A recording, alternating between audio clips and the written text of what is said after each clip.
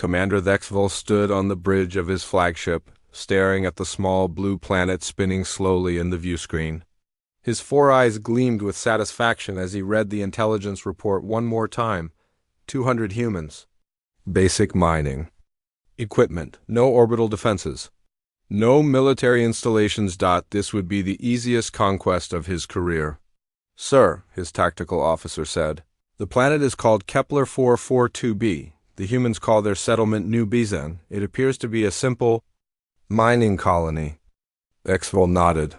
The Vectari Empire had conquered 847 worlds in the past 3 centuries. Most fell within hours. Some took days, none had ever taken weeks.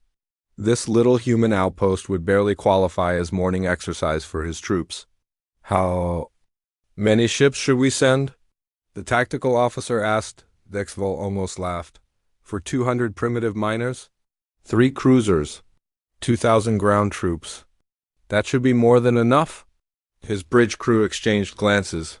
Even for a mining colony, it seemed like they were being too careful. But orders were orders. Far below on the planet's surface, Scout leader Kim Taiho crouched behind a rocky outcrop, checking his equipment one final time. The morning sun cast long shadows across the canyon where his team had set up their temporary camp. It was supposed to be a routine patrol. 3 days out, 3 days back, checking the perimeter sensors 50 kilometers from the colony. Anything on the scanners, Minho? Taiho asked. Corporal Park Minho looked up from his communication equipment. All quiet, sir. No unusual readings. Private Li Yuan cleaned her rifle for the 3rd time that morning.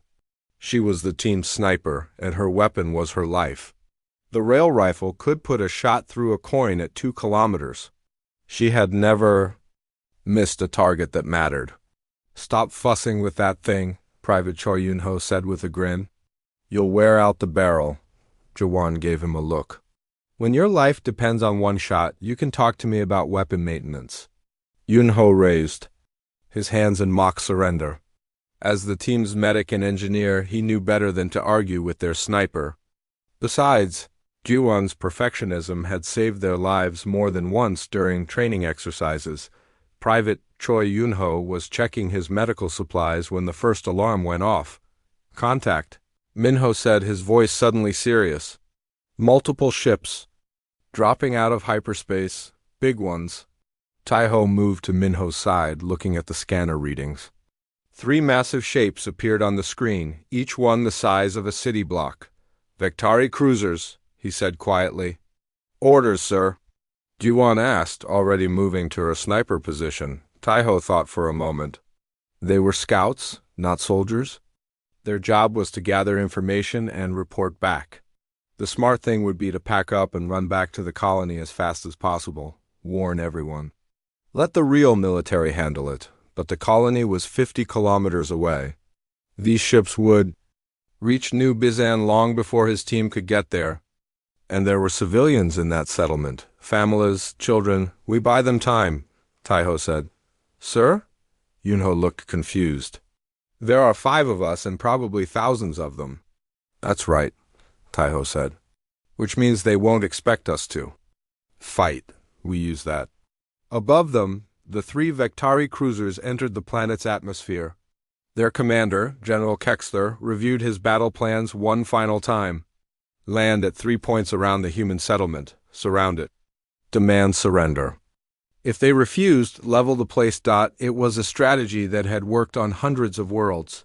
Sir, his communications officer said, we're detecting some kind of scanning activity from Sector 7. Kexler looked at his tactical display. Sector 7 was empty terrain 50 kilometers from the target zone. Probably just geological sensors, he said. These humans are miners, after all. Should we investigate? No need. We'll sweep the area after we take the main settlement. A few scattered mining teams won't matter. The first Vectari transport ships began landing. Hundreds of alien soldiers poured out, their powered armor gleaming in the sunlight. They carried energy weapons that could melt through steel. Their shields could stop most projectile weapons. They had overwhelming numbers and superior technology. They should have won easily.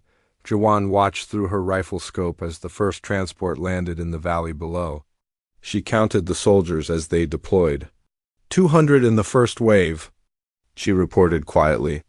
More coming down, Minho added, monitoring their communications. They're speaking Vectari. I can translate some of it. They think this is going to be easy, Taiho smiled grimly. Let's show them different. Jiwan, can you reach their communications array from here? She adjusted her scope, calculating wind and distance. The antenna array on the lead transport. 1,500 meters. Slight crosswind, I can take it.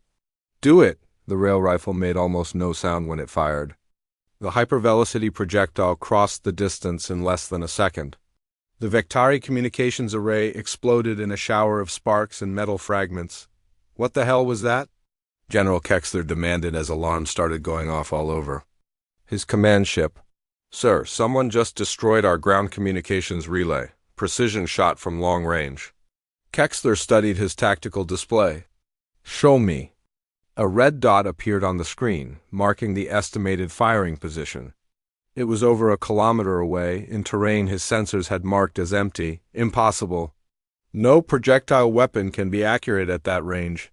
Sir, the shot went right through. Our shield generator.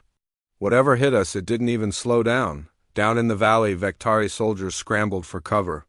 They had expected to face mining equipment and frighten civilians. Instead, something had just reached out from an impossible distance and destroyed their most important equipment with a single shot. Yunho, are your presents ready? Taiho asked. The engineer grinned and patted a backpack full of mining charges. Just tell me where you want the fireworks. Minho, what are they saying? The communications specialist listened to his intercepted transmissions. They're confused, asking for backup. They think there might be more humans than expected. Good, Taiho said. Let's keep them thinking that. For the next hour, Scout Team 7 became a nightmare for the Vectari ground forces. Jiwan's rifle picked off key personnel from impossible ranges. Yunho's improvised explosives turned supply drops into death traps. Minho jammed their communications and broadcast false orders that sent units marching in circles, and Taiho coordinated it all, moving his tiny team like chess pieces on a board that stretched across 50 kilometers of rough terrain. By nightfall, General Kexler was staring at casualty reports that made no sense. He had lost 300 soldiers without ever seeing the enemy. His communications were compromised. His supply lines were cut. And somewhere out there in the darkness, an unknown number of human fighters were making his life hell. Sir, his aide said nervously, perhaps we should call for reinforcements? Kexler nodded grimly. This was not going according to plan. These humans were not the helpless miners his intelligence reports had promised. They were something much more dangerous. He just didn't know how dangerous yet. Dawn came with the sound of Vectari aircraft searching the canyons. General Kexler had learned from the previous day's disasters. He sent out patrol drones, scanning every rock formation and cave entrance. Somewhere in this wasteland, human soldiers were hiding. He would find them and crush them. They're getting smarter, Corporal Park Minho whispered. Watching the alien craft through his binoculars. Scout leader Kim Tae-ho nodded. The team had moved 3 times during the night, always staying ahead of the search patterns. They were tired and running low on water, but they were alive. More importantly, they were still fighting. Jiwan, can you reach those search drones? Private Lee Jiwan studied the flying machines through her rifle scope. They moved fast and changed direction without warning. Maybe, but I'd only get 1 shot before they scatter. Save it for something important, then? Private Choi Yunho finished setting his latest trap and crawled back to their position. Supply convoy coming up the main road in 20 minutes. 6 vehicles, probably heading for the forward base, Taiho smiled. The Vectari were predictable. They liked straight lines, organized formations, and overwhelming force. All of that made them easy targets for people who knew how to think differently. Same plan as yesterday? Better, Yunho said, patting his pack of mining explosives. I've been reading their technical manuals. Their armor is strong, but their power supplies are not.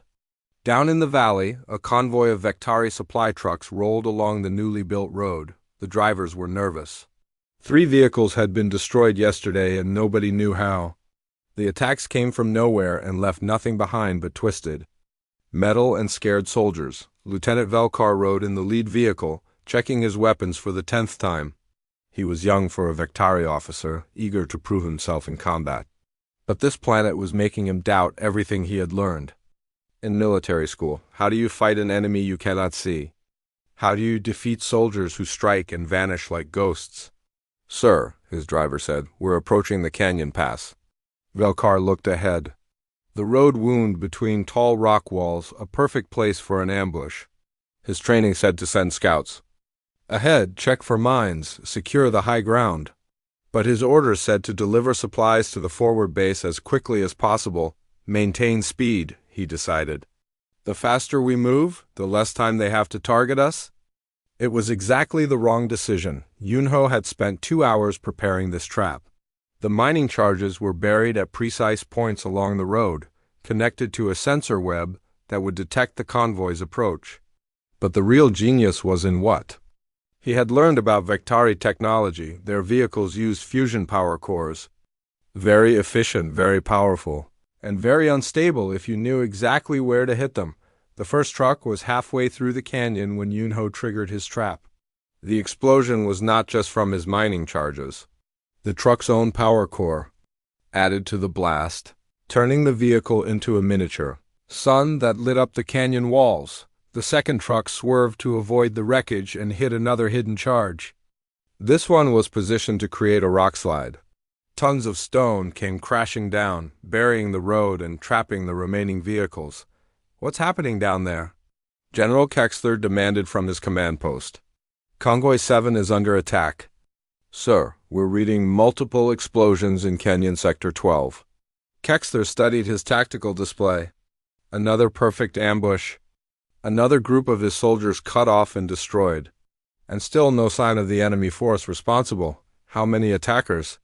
Unknown, sir. No visual contact. It was impossible. No force could move this freely across his operational area without being detected. His sensors were the best in the galaxy. His aircraft could track a single person from 50 kilometers away, unless they were facing an enemy that understood his technology better than he did. Back in the canyon, Taiho's team was already moving to their next position. They had learned to hit fast and disappear faster. The Vectari would send aircraft to investigate the attack site, but they would find nothing except empty rocks and scattered equipment. Beautiful work, Jawan said, watching the smoke rise from the destroyed convoy. The power core trick? Yunho grinned. I got that idea from their own technical manual. They really should encrypt those better. Minho was monitoring enemy communications, translating the panic chatter from the attack site. They're calling for heavy support. Looks like they want to bring in artillery. Let them, Taiho said. Artillery needs targets. We don't plan to give them any. The afternoon brought new challenges. General Kexler had called in reinforcements from the orbital fleet. Now there were 5,000 Vectari soldiers on the planet, with more arriving every hour. They had tanks, aircraft, and enough firepower to level mountains, but they still could not find 5 humans with basic equipment and a talent for making trouble. This is impossible, Kexler said, staring at his casualty reports. We've lost 800 soldiers in 2 days to what? Ghosts? His intelligence officer cleared his throat nervously. Sir, we've analyzed the attack patterns. The enemy force appears to be highly mobile, well-coordinated, and equipped with advanced weapons. How many? Based on the simultaneous attacks across multiple sectors, we estimate at least a battalion, perhaps more. Kexler nodded grimly. A battalion would explain everything. The humans had hidden their true military strength. This was not a mining colony at all, but a forward military base disguised as a civilian settlement. Send a message to Admiral Zephyrin. Request immediate deployment of the main battle fleet. Sir, for one planet? Look at these reports, Kexler snapped. These humans are fighting like nothing we've ever encountered. They know our weaknesses. They understand our technology. and they're making us look like fools. How many ships? Should we request? Texter thought for a moment. His pride wanted to say he could handle this with current forces. His common sense said otherwise, all of them. High in the mountains, Scout Team 7 watched the new ships arriving.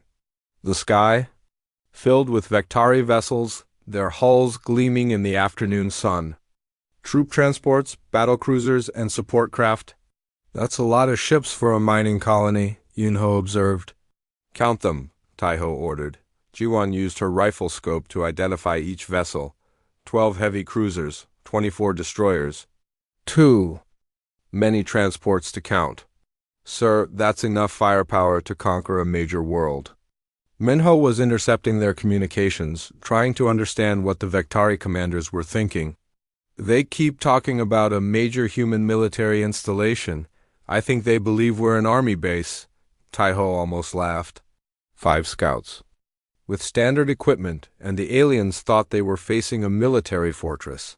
If the situation were not so deadly serious, it would be funny. Any word from the colony? Lieutenant Kong Soman sent a message an hour ago. The colony defense force is ready to assist, but they're waiting for our signal. The colony defense force consisted of 20 militia members with hunting rifles and a lot of courage. Against what was now gathering in orbit above them, they would last about 5 minutes. Tell them to stay put. We're handling this. Sir, Yuno said quietly, maybe we should consider retreating. We've done what we can.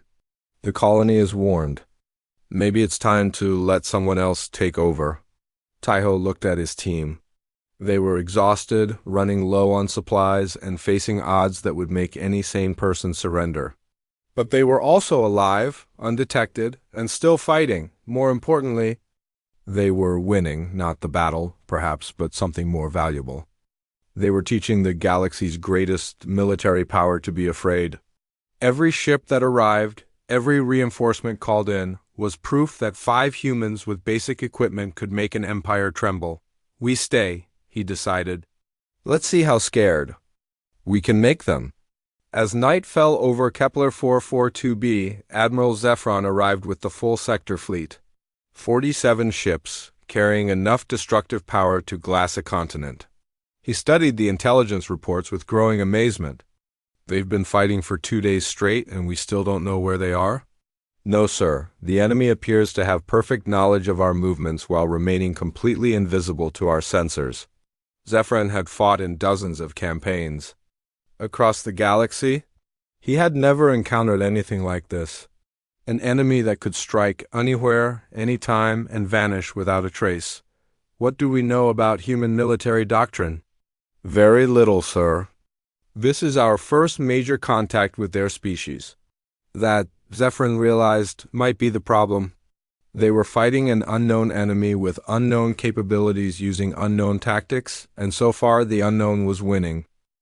Admiral Zephron stood on the bridge of his flagship, a cosmic vengeance, and watched his fleet deploy around the small blue planet. 47 warships, the pride of the Vectari Empire's 3rd Sector fleet, enough firepower to reduce a world to ash dot, and he was using it all against a single human colony.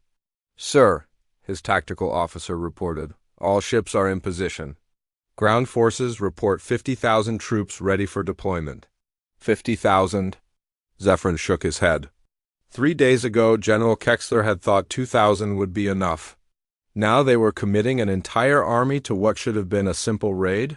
What's the latest from the surface? General Kexler's forces have established a perimeter around the suspected human military installation.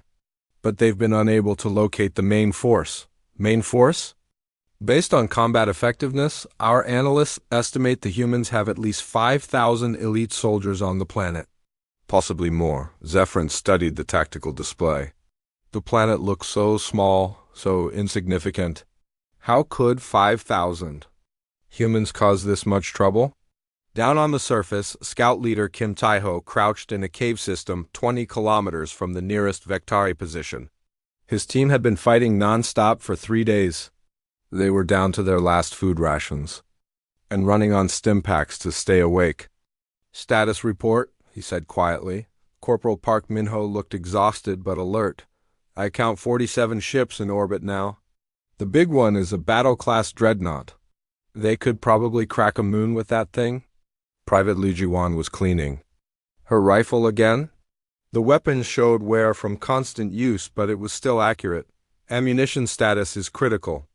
I've got maybe 20 rounds left. Private Choi Yun-ho's medical supplies were almost gone. His explosive charges had been used. Up in yesterday's attacks. I can rig maybe 2 more surprises, then we're down to small arms and harsh language. Taiho nodded. They had done the impossible, but resources were finite. Soon they would have to make hard choices about how to continue the fight. Any word from the colony? Minho checked his communications equipment. Captain Nam Haijin sent a message an hour ago. She says the colony defense force is ready to deploy, but she's asking about our status first. Taeho almost smiled. Captain Nam was smart enough to realize that something strange was happening. Scout teams did not usually fight entire invasion fleets by themselves. Tell her we're handling the situation. No need for backup yet? Sir, Yunho said carefully, maybe we should tell them the truth. We're 5 scouts, not an army. Maybe it's time for the real military to take over. What real military? Taiho asked. This is a mining colony, remember? 20 militia members with hunting rifles? That's our backup. The reality of their situation hung in the air like a weight. They were not heroes from some adventure story. They were 5 people with basic equipment, fighting an enemy that could destroy worlds, but they were still fighting. And somehow that seemed to matter. Above them, General Kexler was briefing Admiral Zephron via secure communication. The human force is unlike anything in our tactical databases. They appeared to have perfect intelligence on our movements while remaining completely invisible to our sensors. Stealth technology? Unknown. But their weapons can penetrate our best armor from extreme range. Their explosives are precisely targeted to exploit weaknesses in our equipment. And their coordination suggests a command structure we don't understand. Zephron studied the battle reports. The pattern was clear, even if the enemy remained hidden. Strike fast, hit hard, disappear completely. It was like fighting smoke. Casualties? Over 1,500 in 3 days. And we still haven't made direct contact with their main force. 1,500 casualties from an enemy they had never seen. Zephron had been fighting wars for 30 years, and this was beyond his experience. What do you recommend? Orbital bombardment? Level the entire area around the colony? Force them into the open. Civilian casualties? Sir, I don't think there are any civilians down there. This is clearly a military installation disguised as a mining colony. That made sense. No mere mining operation could produce soldiers capable of this level of combat effectiveness. The humans had been clever, hiding their true purpose behind a peaceful facade. Very well. Prepare the bombardment fleet? Deep in their cave hideout, Minho's equipment suddenly came alive with intercepted transmissions. They're planning orbital bombardment, he said urgently. Targeting the entire region around New Bizen. Taiho felt his blood turn cold. The colony had 2,000 civilians, families with children, elderly workers, people who had come to this planet looking for a new life. The Vektari bombardment would kill them all when? 6 hours. They want to coordinate with ground forces to trap us in the target zone. Taiho looked at his team. Tired, low on supplies, facing impossible odds. But they were the only thing standing. Between 2,000 innocent people and annihilation. New plan, he said. We stop running and start hunting. Jiwan looked up from her rifle. Sir, they think we're an army. Let's give them what they expect. For the next 4 hours, Scout Team 7 became something that would haunt Vektari nightmares for generations to come. They struck at command posts, supply depots, and communication centers with surgical precision. Jiwan's rifle reached out across impossible distances to eliminate key officers. Yunho's last explosives took out critical infrastructure. Minho jammed communications and spread confusion through enemy ranks, and Taiho coordinated it all with the calm efficiency of someone who had been doing this his entire life. Sir, a panicked voice came over General Kexler's radio. They just hit the fuel depot at Forward Base 7. The entire facility is gone. Before Kexler could respond, another report came in. Command Post 12 is under attack. Sniper. Fire from unknown positions. We've lost 3 officers in the last minute, then another. Supply Convoy Delta is reporting multiple explosions. They're requesting immediate evacuation. Kexler stared at his tactical display in amazement. The attacks were happening simultaneously across his entire operational area. No force should be able to coordinate strikes across such a wide front unless they were facing an enemy far larger than he had imagined. How many attack points? 17 confirmed, sir. Possibly more. 17 simultaneous attacks. That suggested a force of at least regiment strength with perfect coordination and overwhelming firepower. Kexler felt a chill run down his spine. What kind of military machine had they stumbled into? Above them, Admiral Zephyrin was receiving similar reports. His communications officer looked pale as he relayed the latest updates.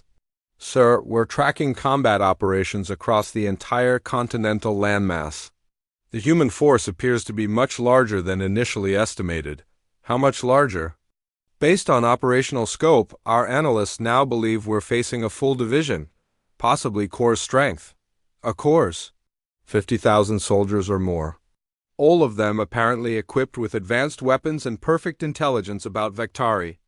Tactics. Sir, his aide said nervously, perhaps we should request additional support from Central Command. Zephyrin nodded slowly. His pride rebelled against the idea of calling for help, but his common sense said otherwise. If the humans had hidden a core-strength force on this planet, they were dealing with something far beyond a normal colonial occupation. Send a priority message to Fleet Admiral Turvash. Request immediate deployment of additional battle groups. How many, sir? Zephyrin looked at the tactical display showing his 47 ships surrounding one small planet. It seemed like overkill, but the evidence suggested it was not nearly enough. All available units in the sector. In their cave hideout, Minho intercepted the Admiral's message to his superiors. They're calling for more ships, he reported. How many more?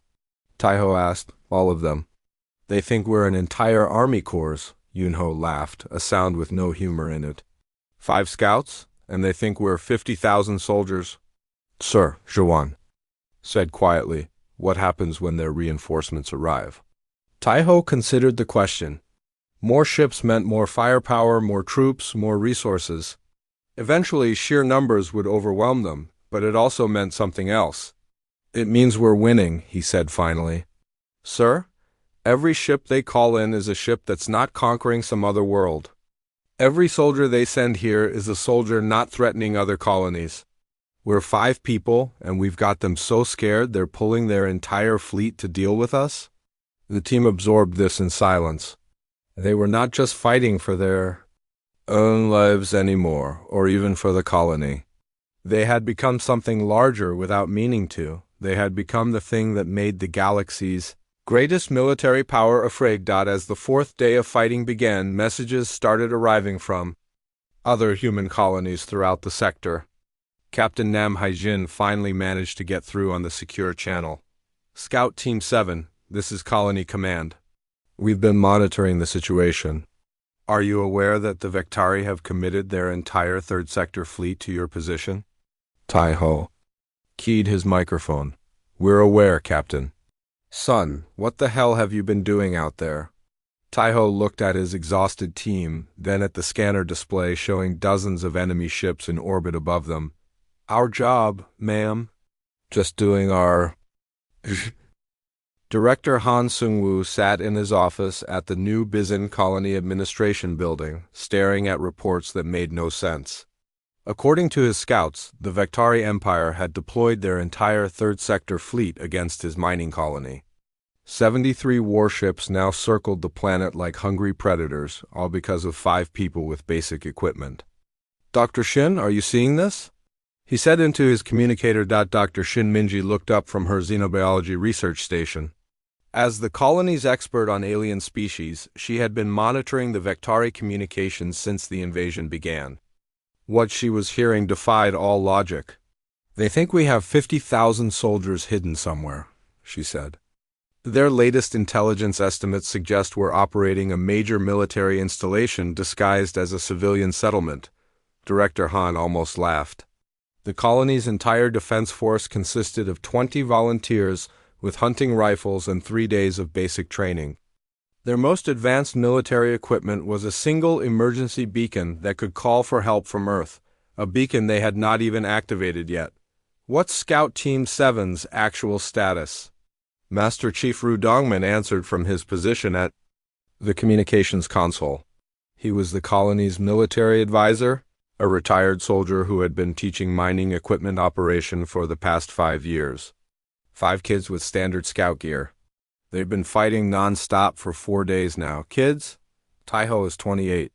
The others are younger. Jiwon just turned 23 last month. The reality settled over the room like a weight. 23 years old, and she was making the galaxy's most feared military empire reconsider their expansion plans. "Sir," Dr. Shin said, reviewing her analysis, "I need to show you something. I've been studying Vectari military doctrine, comparing it to what our scouts are doing." She activated the main display, showing tactical patterns from both sides. The Vectari fight like a machine. Predictable formations, overwhelming force. Textbook maneuvers. They've conquered hundreds of worlds using the same basic strategy. And our scouts? Look at this. The display showed the pattern of attacks over the past 4 days. They're not trying to win battles. They're trying to make the enemy lose slowly. Every action is designed to create doubt, fear, and confusion. Director Han studied the patterns. Psychological warfare. Exactly, but here's what's interesting. I don't think they're doing it on purpose. This is just how humans fight when we're outnumbered. Master Chief Ru nodded slowly. Persistence hunting. We evolved as the species that could chase prey until it collapsed from exhaustion. We don't fight to win quickly. We fight to make the other side give up. Dr. Shin pulled up another display, this one showing intercepted Vectari communications. Listen to how their tone has changed over the past 4 days. The first recordings were confident, almost bored. Routine conquest operations. The latest ones were tense, uncertain, filled with requests for more reinforcements. They started this thinking they were fighting farmers with mining equipment, she continued. Now they're convinced they're facing a military threat that could challenge their empire. Because 5 people refused to give up, Director Han said quietly. It's more than that. Look at the pattern. Every time they escalate, our scouts escalate right back. They bring more ships, our people find new ways to hurt them. They adapt their tactics, our team adapts faster. Master Chief Ru leaned back in his chair. They're learning that fighting humans is different from fighting everyone else. We don't know when to quit. The communicator crackled with an incoming message. Colony Command, this is Scout Team 7. Director Han activated the speaker. Go ahead, Taiho. Sir, we've been monitoring enemy communications. They're planning something big. Multiple fleet elements converging on our position. How many? Hard to say. But they're talking about final resolution protocols and total system pacification. Doctor. Shin looked at her translation software. Those were Vectari military terms for planetary bombardment. Not just targeting specific areas, but turning the entire world into a lifeless rock. Taiho, you need to get back here now. This has gone far. Enough, there was a long pause. Sir, with respect, we're not done yet. Son, you're 5 people against an entire fleet. You've done enough. Have we, sir? Because from where I'm sitting, it looks like we've got them scared enough to commit genocide. That tells me we're winning. Master Chief Ru took the microphone. Scout leader, this is Ru. What's your tactical assessment? They're making emotional decisions now. Chief, military commanders don't usually orbital bomb planets unless they're desperate or angry. We've made them both. And? Desperate enemies make mistakes. Angry enemies make bigger mistakes. If we can push them a little further, they might do something really stupid. Dr. Shin was working on her computer, analyzing Vektari psychological profiles. He's right, she said. Their entire military doctrine is based on quick victories and overwhelming force. Extended campaigns make them unstable. What kind of unstable? Director Han asked. The kind that makes them call home for help? Above the planet, Admiral Zephron was indeed calling home. The secure communication channel connected him directly to Fleet Admiral Turvash at Sector Command. You want me to send how many ships? Turvash's image flickered on the screen. Every available vessel in the sector, sir. This human installation is more dangerous than we initially believed. Zephron, you have 73 warships? That's enough firepower to conquer a major system. I know, sir. But these humans are fighting like nothing we've ever encountered. They seem to know our every move before we make it. Turvash studied the reports. How is that possible? Unknown. But, sir, I think we're dealing with a species that might pose a threat to the Empire itself. That got Turvash's attention. In 3 centuries of expansion, the Vektari had never encountered a species that could seriously challenge their military dominance. You're recommending total war protocols? Recommending we take this very seriously before it spreads to other human colonies. Back on the planet, Minho was intercepting every word of this conversation. They're talking about attacking other human colonies, he reported to his team. Taiho felt something cold settle in his stomach. Other colonies meant other families, other civilians, other people who had come to the frontier looking for a better life. Options? We keep pushing, Jiwan said simply. Make them commit everything they have to this one fight. Sir, Yunho added, if they're this scared of 5 scouts, imagine what they'll do when they meet our actual military. That was the key. Insight, the Vektari thought they were fighting humanity's best soldiers. In reality, they were fighting 5 kids on a routine patrol with basic equipment and standard training. Minho, can you patch me through to Fleet Admiral Turvash? The Vektari Fleet Commander? Sir, that's a secure military channel. Can you do it? Minho grinned. Give me 10 minutes. When the connection went through, Turvash nearly fell out of his chair. A human voice was speaking on his most secure communication channel. Fleet Admiral Turvash, this is Scout Leader Kim Taiho, Human Colonial Defense Force. How did you access this channel? We've been monitoring your communications for 5 days. Now, did you really think your encryption would stop us? Turvash looked at his communications officer, who was frantically checking security protocols. What do you want, human? I want you to understand what you're really fighting. We know. What we're fighting? A major military installation with advanced technology and superior tactics, Taiho almost laughed. Sir, you're fighting 5 people with basic scout equipment. We're not an army. We're not an installation. We're a routine patrol that got lost. There was a long silence. That's impossible. Check your intelligence reports. New Bisan colony, population 2,000 civilians, 20 militia members for defense, 5 scouts on routine perimeter patrol. Another silence, this one longer. You're lying. Am I? Sir, if we were really a major military threat, don't you think we would have called for backup by now? Turvash was checking his tactical displays, cross-referencing intelligence reports. The math was starting to add up in ways that terrified him. If you're telling the truth, then you've committed your entire sector fleet to fight 5 humans with standard equipment. And we're still winning. The communication went dead.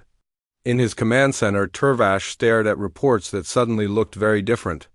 If the human was telling the truth, if this really was just 5 scouts with basic gear, what would happen when the humans decided to fight back with their real military? Sir? His aide asked. Orders? Turvash thought about 3 centuries of easy conquests, of species that surrendered after token resistance. Then he thought about 5 humans who had made his entire empire mobilize for war. Get me Central Command. Priority 1. What should I tell them, sir? Tell them we may have made a serious mistake. The hyperspace alarm started screaming at 0800 hours, ship time. Admiral Zephyrin rushed to his bridge, expecting to see Fleet Admiral Turvash's reinforcements dropping out of hyperspace. Instead, he found his sensor operators staring at readings. That made no sense. Sir, we have 12 new contacts. They're not Vectari signatures. Show me. The main screen filled with sleek, angular ships that looked nothing like the massive, crude vessels of the Vectari fleet. They were smaller, faster, and somehow more dangerous than anything in his tactical databases. Human ships, his intelligence. Officer said quietly the lead vessel was only half the size of a Vectari cruiser, but it radiated an aura of controlled violence that made hardened veterans nervous. Along its hull, elegant script spelled out UES Sejong in characters that seemed to mock the blocky Vectari lettering. Sir, his communications officer said, we're receiving a transmission from the human fleet. On screen. The face that appeared was not what Zephyrin had expected. Colonel Park Subin looked relaxed, almost casual, as if arriving to find 73 alien warships was a normal part of her day. Behind her, the bridge of her ship hummed with quiet efficiency. Admiral Zephyrin. I presume? I'm Colonel Park Subin, commanding the 15th Expeditionary Force. I understand you've been having some trouble with our people. Zephyrin tried to project confidence he did not feel. Colonel, you are trespassing in Vectari space. Withdraw immediately or face the consequences. Colonel Park smiled. It was not a pleasant expression. Admiral, this is human space, has been for 6 months now. Didn't anyone tell you? The claim was absurd. The Vectari Empire had controlled this sector for 2 centuries. But something in. The human's tone made Zephyrin check his star charts. According to the latest intelligence reports, 3 human colonies had been established in neighboring systems. When had that happened? You have 12 ships, Colonel. I have 73. I suggest you reconsider your position. Actually, Admiral, I have 12 ships, plus 1 very annoyed AI, plus 5 scouts who've been making you look foolish for the past 5 days. The question is, do you really want to find out what happens when humans stop playing games? On the planet below, Scout Team 7 was watching the new arrivals with amazement. The human ships moved with a grace that made the lumbering Vectari. Vessels look primitive by comparison. Sir, Minho reported, I'm picking up communications from the human fleet. They're asking about our status. Scout leader Kim Taiho keyed his radio. UES Sejong, this is Scout Team 7. We're operational and still in contact with the enemy. Copy that, Scout 7. This is Colonel Park. Are you boys ready to come home? Ma'am, we've been ready for 3 days. But we didn't want to leave? Before the party was over. Oh, the party's just getting started. Stand by for pickup. Above them, the standoff continued. Admiral Zephyrin was rapidly discovering that human military doctrine was even more alien than he had feared. Instead of demanding surrender or threatening destruction, Colonel Park seemed genuinely interested in his tactical situation. Admiral, I'm curious. What made you decide to commit your entire sector fleet to a mining colony? Your people attacked our forces without provocation. Our scouts defended themselves against an invasion. There's a difference. Scouts? Zephyrin almost laughed. Colonel, your scouts have been conducting advanced military operations for 5 days. They've demonstrated capabilities that suggest a major military installation. Have they? Minho? Are you listening to this? A new voice came over the channel. Yes, ma'am. Hi, Admiral. This is Corporal Park Minho. I've been monitoring your communications for the past week. Your encryption is really bad, by the way. Zephyrin felt the blood drain from his face. A junior enlisted soldier had been reading his most secure transmissions. Like a daily newspaper. Jiwan, want to say hello? Colonel Park asked.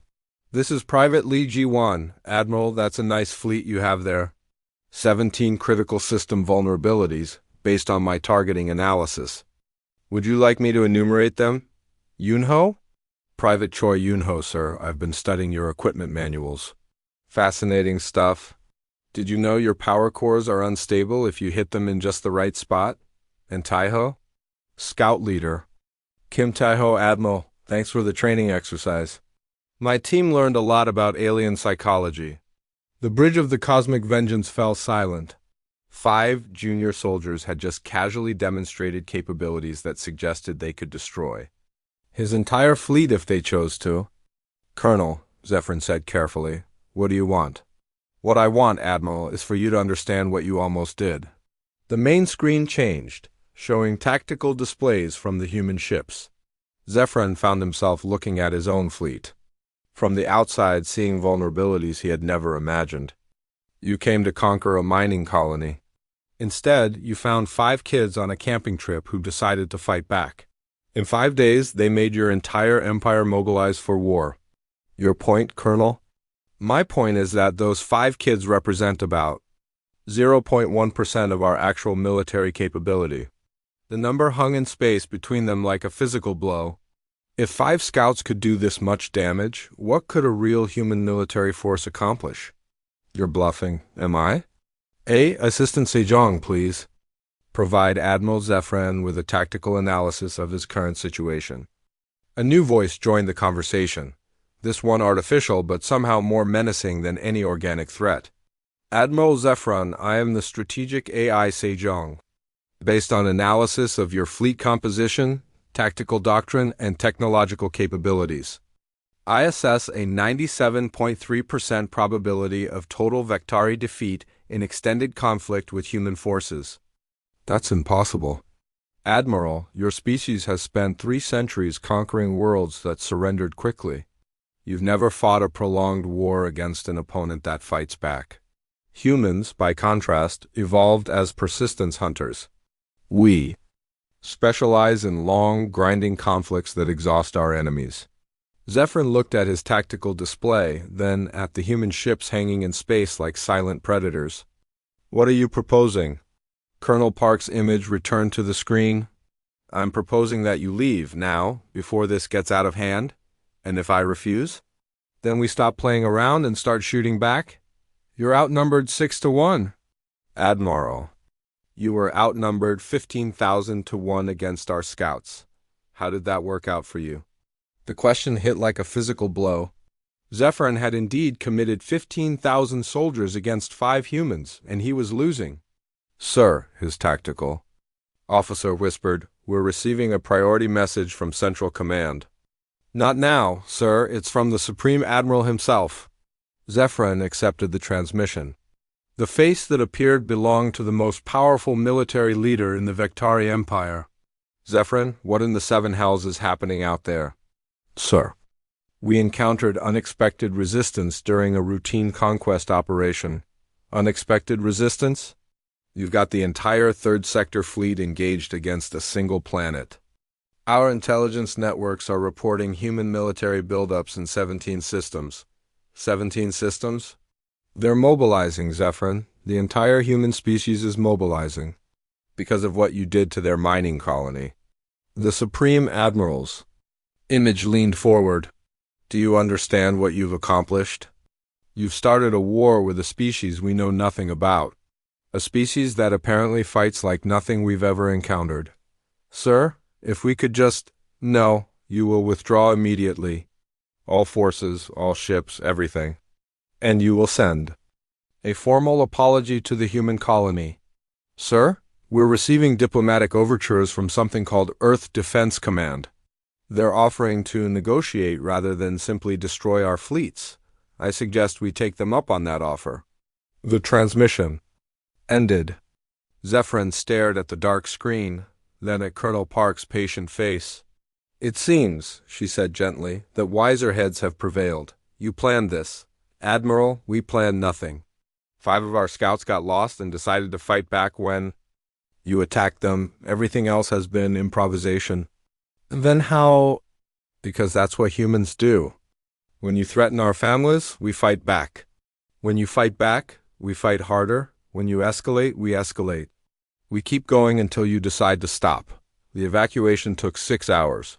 Vectari ships fled the system in groups, their formations ragged and demoralized. The mighty 3rd Sector fleet, which had conquered hundreds of worlds, retreated from 5 humans with basic equipment and stubborn attitudes, as the last alien ship disappeared into hyperspace. Colonel Park finally allowed herself to smile. Sejong, this is Colonel Park. Mission accomplished. 5 scouts recovered, 0 casualties. The enemy has withdrawn from human space. Confirmed, Colonel. Shall I file the standard after-action report? Make sure to note that Scout Team 7 exceeded performance standards. By what margin, Colonel? Park looked at the tactical displays showing the scattered debris of alien equipment, the abandoned forward bases, the proof that 5 humans had made an Empire retreat. By about 15,000 to 1. On the surface, Taiho finally allowed himself to relax as the transport ship settled onto the landing pad. His team looked exhausted but proud. They had done something that would be talked about in military academies for generations. Sir, Zhiwan said as they boarded the transport, do you think they'll be back? Taiho looked up at the stars, where alien ships had been just hours before. Eventually,